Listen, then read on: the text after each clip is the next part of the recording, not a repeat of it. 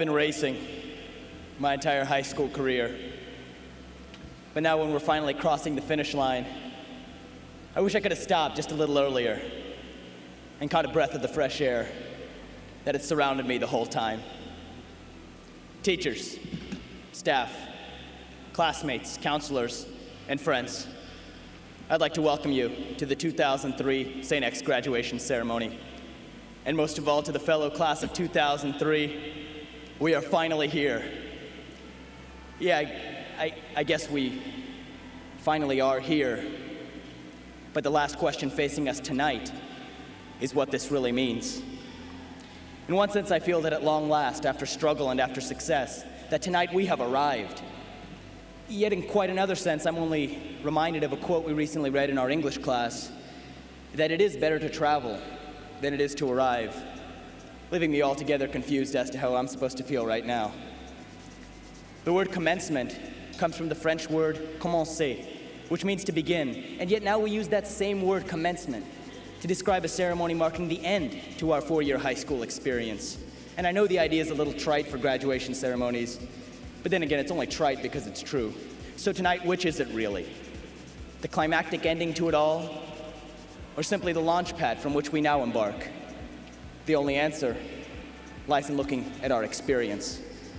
And as I look back at our high school experience, from the latest Sunday nights spent preparing for a week's worth of workload ahead, to the lunchroom conversations spent debating the editorials in that day's issue of the Blueprint, to the after-school hours spent sweating it out on the football field, or on the soccer field, or on the tennis courts, or simply standing by to cheer another one of those teams on, to the late-night hours spent by the members of TX in the theater, prepping just those last few lines for the big performance in front of the full house on the night to follow, to the 8 o'clock Saturday mornings of the mock trial team spent practicing cross-examination after cross-examination just to perfect it one more time, to the mission trips taken this past summer from anywhere from over the Rhine, Cincinnati, to the rural areas of Peru, just to make that little difference in the world in which we live. Yes, as I look back at that high school experience, I would undoubtedly forsake our arrival tonight for just another chance to travel that path once again.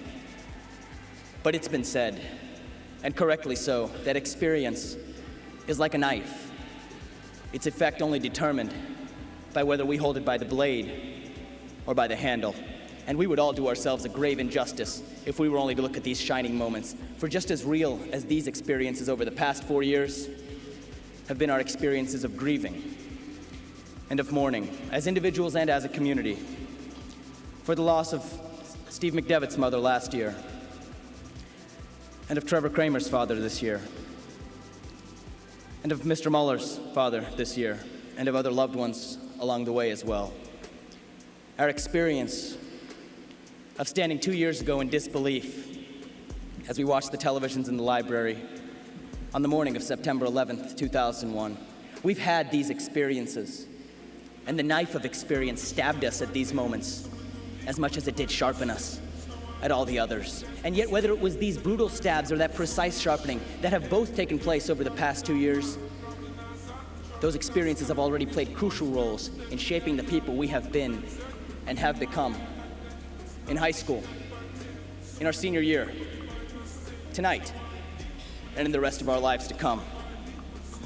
When I was trying to think of the moments that struck me most over the past 4 years, I was reminded of an encounter I had earlier in this year when I was volunteering at the Bethesda Hospital, when a man approached me in the hallway from behind, clutched me on the shoulder, and I turned around to face him, and he extended his hand out to me, and he said, "Class of 1985.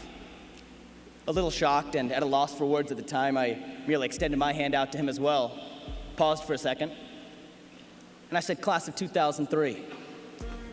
That was it, and the two of us went our separate ways.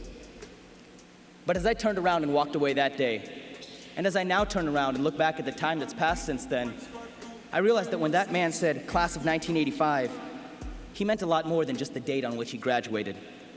For him, the words class of 1985 included all of the experiences he had had with friends, with classmates, with his teachers, and with himself over the 4 years that he had spent at St. X. Something more than a symbol that was stitched on his class jacket.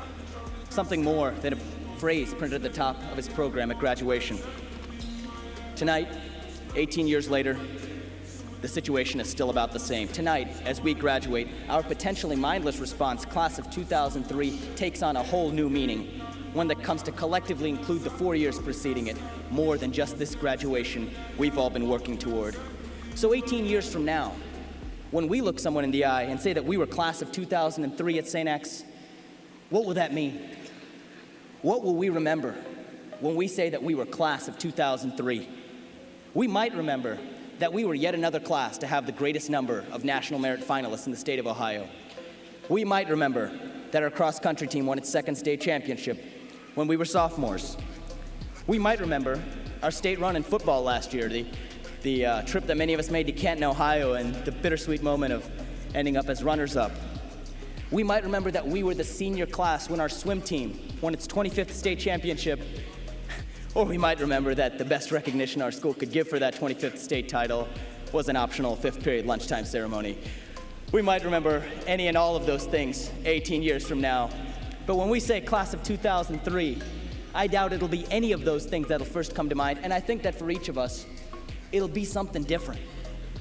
But I also think that even as early as tonight, we can all pretty accurately predict what that'll be, no matter how far ahead we look. I know that one of the things I'll remember forever will be one of my first experiences as a non-Catholic Hindu at St. X, where at the Mass of the Holy Spirit our freshman year, I hopelessly and desperately looked around at all the fellow students to see what they were doing, sitting up and standing down at all the wrong times. You know, I was half pretending to sing along to the songs I really didn't know, and I'll remember how that all changed as the years passed. But if I'm to remember that experience 18 years from now, then I'll also be sure to remember my experience in my sophomore religion class, when I was exposed for the first time not only to the ideas of a Catholic school, but to the ideas of my peers, and eventually, of myself. And I'll definitely remember emerging from St. X with a personal faith that was neither Catholic nor strictly Hindu, but was finally something that I could call my own. As I was trying to figure out how I would end this speech tonight, I considered ending it with a mutual wish of good luck to everyone. But I'm glad I'm now stopping short of making that mistake. Because when I thought about it, I realized that wishes and luck alone are not responsible for why we're here today. Because it's neither wishing nor luck that's gotten us to where we are. It's not wishing that's letting us graduate. It's not luck that got us accepted into colleges. And it won't be wishing or luck that's going to carry us on its shoulders for the rest of our lives. We're not here because of our good luck alone. We're here because of our good work and God's help.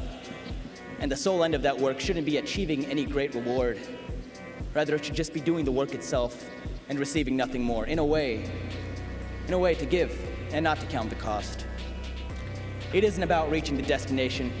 It's all about making the journey to get there. And in the end, we might find ourselves at a destination far from the one we have in mind tonight. And so tonight, we find that this graduation, this commencement, is neither an end nor is it a beginning, but is simply another step on the journey along which we embarked long ago. Indeed, it is better to travel than it is to arrive.